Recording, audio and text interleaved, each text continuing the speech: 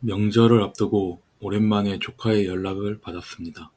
이제 막 스키를 배우기 시작했다며 같이 가자고 하더군요. 사실 처음엔 망설여졌습니다. 사람 많은 것도 싫고 예전 같지 않은 몸에 다칠까봐 걱정됐거든요.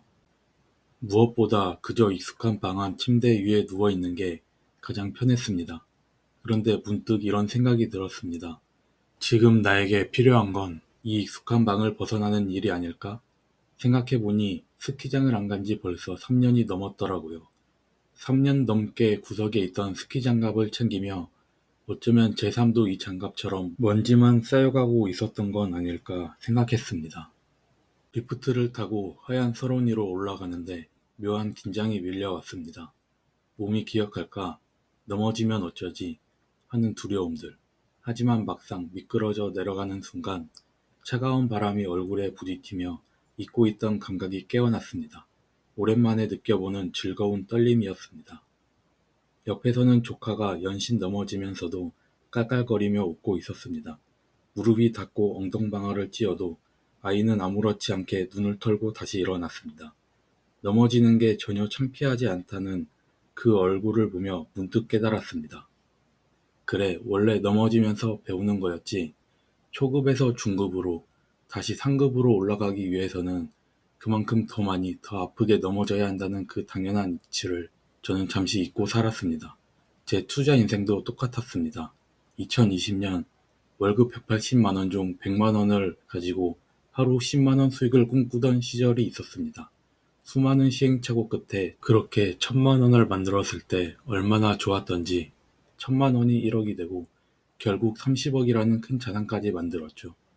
셀 수 없이 넘어지며 배운 결과였습니다. 하지만 몇십억이라는 감당할 수 없는 돈이 눈앞에서 증발해 버렸을 때 저는 대응할 힘조차 잃었습니다. 자산이 줄어드는 걸 보면서도 아무것도 하지 못했습니다. 아니, 하지 않았습니다. 줄어드는 자산 앞에 아무런 대응도 하지 못한 채 그저 무기력이라는 늪에 몸을 던지고 유튜브를 보며 웹툰을 넘기며 시간을 흘려보냈습니다. 몸은 편안했지만 마음은 단 한순간도 편치 않았습니다. 실패를 인정하는 게 무서워 저는 그렇게 스스로를 방 안에 가두었습니다. 지난 시간 동안 저는 넘어지는 게 무서워 아예 출발선에 서지 않았던 겁니다. 사실 그것은 서서히 무너져 내리는 과정이었습니다. 스키를 타면서도 조금 씁쓸해졌습니다. 나는 왜 넘어지는 게 그토록 무서웠을까? 초급에서 중급으로 다시 상급으로 올라가기 위해서는 필연적으로 더 많이, 더 아프게 넘어져야 한다는 그 당연한 이치를 저는 실패의 무게에 눌려 잊고 살았던 겁니다. 저는 대단한 기회나 완벽한 계획이 있어야만 다시 시작할 수 있다고 생각했었습니다. 하지만 마음을 다잡는 건 거창한 계기가 아니었습니다. 그저 무거운 몸을 이끌고 슬로프 위에 서는 것, 그 작은 움직임이 시작이었습니다.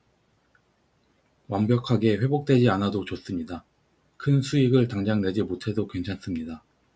다만 무기력하게 있는 것보다 슬로프 위에 서 있는 게 넘어지는 게 무서워 멈춰 서 있는 것보다 낫다는 것만큼은 분명합니다.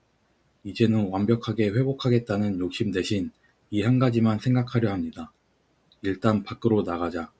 슬로프 위에 서보자. 완벽하지 않아도 좋으니 일단 문을 열고 밖으로 한 걸음만 내디뎌 보기로요. 오늘 오랜만에 스키를 타고 참 행복했습니다. 방 안에 홀로 있는 것보다 넘어지더라도 눈 위에서 다시 일어서는 것이 조금 더 나은 삶이니까요. 오늘은 오랜만에 스키도 타고 고기도 구워 먹고 즐거웠다.